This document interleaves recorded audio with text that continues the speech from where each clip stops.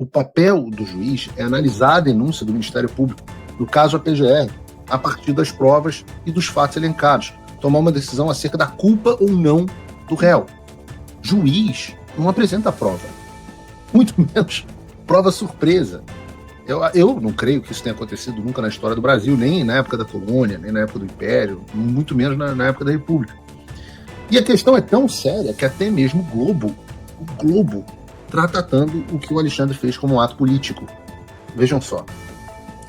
Vídeos exibidos por Alexandre de Moraes repetem estratégia de CPI do ataque ao Capitólio, diz a matéria.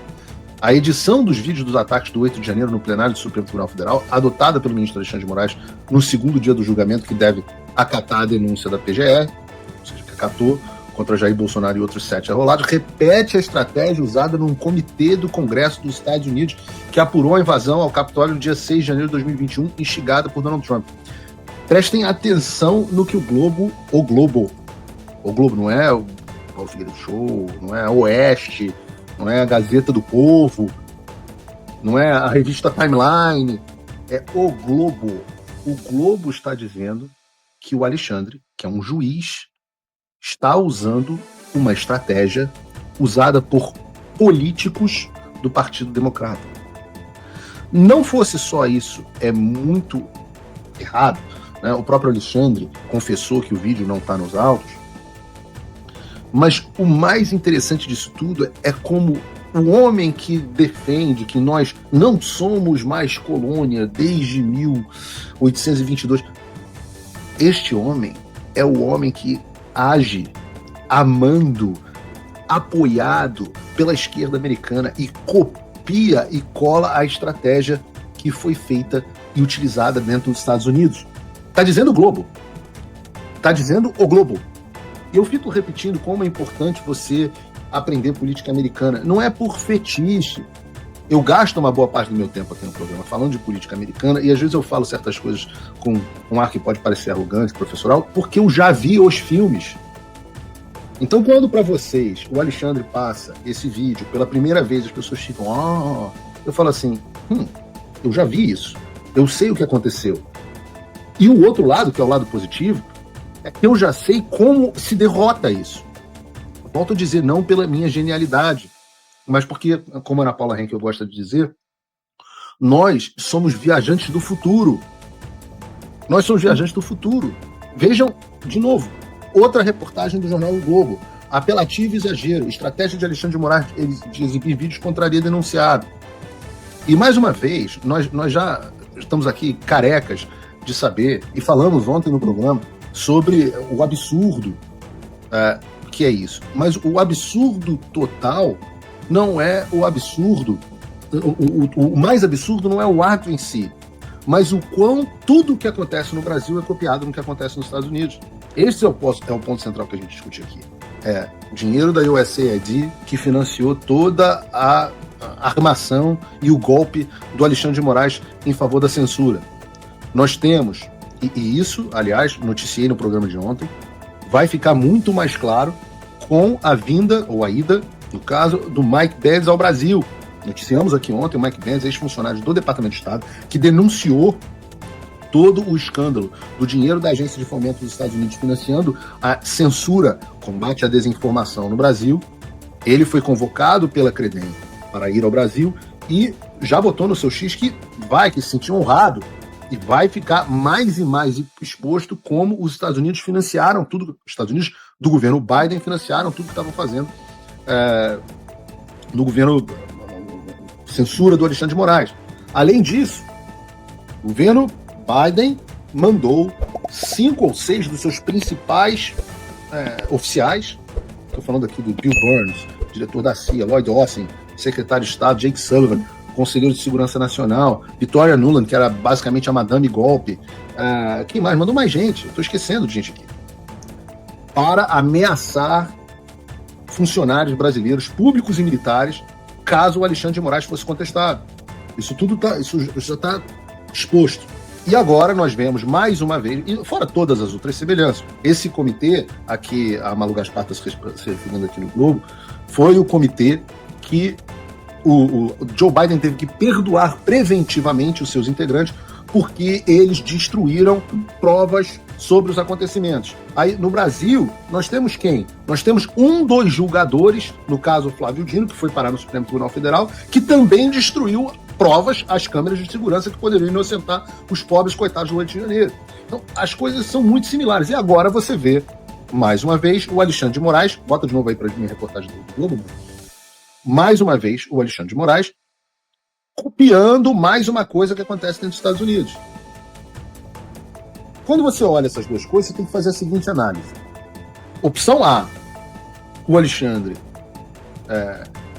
copia o que acontece nos Estados Unidos involuntariamente. Opção B, o Alexandre é a mente brilhante por trás de tudo que aconteceu nos Estados Unidos. Meio inverossímil. Opção C, o Alexandre age como um capacho e obedece ordens que vêm dos Estados Unidos. Ou opção D, que é a opção que eu consideraria mais provável. Tanto o Alexandre como estas pessoas dos Estados Unidos obedecem ao mesmo mestre e sofrem as mesmas orientações. E eu estava agora, enquanto ficam os chatinhos tentando xingar muito no Twitter, eu estava agora, antes de entrar no programa, com o Rodrigo Constantino, inclusive, que foi convidado dessa vez também, no programa do Steve Bannon. Estou falando do War Room, estou falando de um cara que é ex-conselheiro, estrategista-chefe da Casa Branca, ex-coordenador de campanha do Trump. Nós estávamos no programa desse cara, explicando o que estava acontecendo no Brasil, e eu falei, o que eu disse lá foi o seguinte: ora, não é possível que o governo Biden tenha feito todas essas coisas e o governo Trump não tome atitudes mais contundentes. Vocês podem ter certeza. As portas fechadas, eu bato o tempo inteiro na porta e falo, olha, vocês precisam tomar atitudes mais contundentes. Não que as coisas não estejam acontecendo, mas o ritmo e a intensidade nunca são o que a gente quer diante da velocidade. Nós estamos numa corrida, né? O que ganha? A burocracia na Casa Branca ou a velocidade desse julgamento sumário que o Supremo Tribunal Federal tem feito? E aí você pode falar assim, bom, Paulo, com esse negócio do Alexandre, julgamento ontem, esse circo, nós chegamos no fundo do poço. Mas eu quero mostrar aqui uma prova surpresa para vocês que mostra que tudo é possível piorar, né? Isso porque um dos grandes especialistas em direito penal do Brasil, por experiência própria, decidiu se posicionar de maneira contundente a respeito do julgamento do Bolsonaro. Bota aí pra gente o vídeo do Sam Pancha Branco.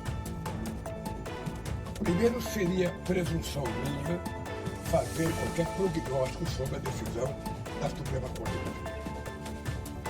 Eu acho que o que é correto é que a Suprema Corte está se baseando e se manifestando nos autos do processo, depois de meses e meses de investigação, muito bem feita pela Polícia Federal, muito bem feita pelo Ministério Público e com muita delação de gente importante que está acusando que tentou acontecer.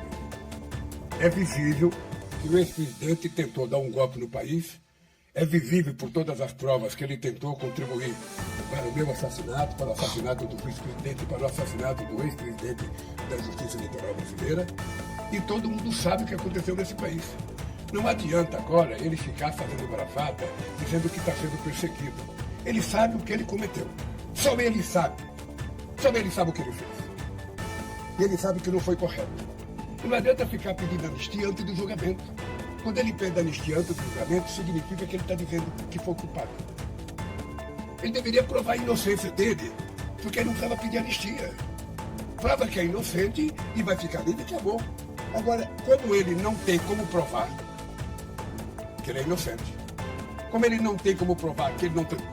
Ele não tem como provar que ele é inocente, porque... É óbvio que... Eu não vou ouvir isso. Desculpa, Bruno, pode tirar esse cara aí. Eu não vou ouvir, eu não estou com saco para ouvir esse tipo de coisa. Mas o ato aqui louco, né, é que não só ninguém conseguiu apresentar prova nenhuma, eu digo assim, alguém apresenta alguma prova de que o presidente Bolsonaro estava envolvido nesse tipo de coisa, nesse tipo do golpe da Disney. As pessoas estão querendo colocar a culpa no Bolsonaro pelo 8 de janeiro, o cara estava em Orlando. E outro que eles dizem que também participou deste golpe à distância, fui eu. E aparentemente, eu já disse a vocês, segundo os jornais, eu sou um dos denunciados. Eu digo segundo os jornais, porque acabaram de tocar a campainha aqui de casa, e eu estava na expectativa de que fosse, talvez, os US Marshals, trazendo aqui a minha citação criminal, dizendo, olha, você está sendo acusado. Mas até hoje eu não recebi nada. E aí ontem, os jornais, especialmente a CNN, publicaram a seguinte notícia: neto de presidente da ditadura não se defende em denúncia de trama golpista. E eu não vou ler a matéria aqui, porque eu gostei da foto, a foto tá bonita. Eu não vou ler a matéria aqui porque o título é autoexplicativo, mas basicamente os caras estão dizendo que eu não apresentei minha defesa contra a denúncia da PGR. Como é que eu vou defender de algo que eu não sou acusado? Porque você só é acusado de algo depois que você é citado. Então apresenta uma denúncia, você é citado. Olha, você está sendo acusado de tal e tal crime. Estou em lugar certo e sabido. Quando a pessoa está no exterior em lugar certo e sabido, o que você faz? Você manda uma carta rogatória, ou você segue os trâmites do MLAT, que é o Acordo de Cooperação Multilateral do Brasil e dos Estados Unidos. E até hoje não chegou nada para mim.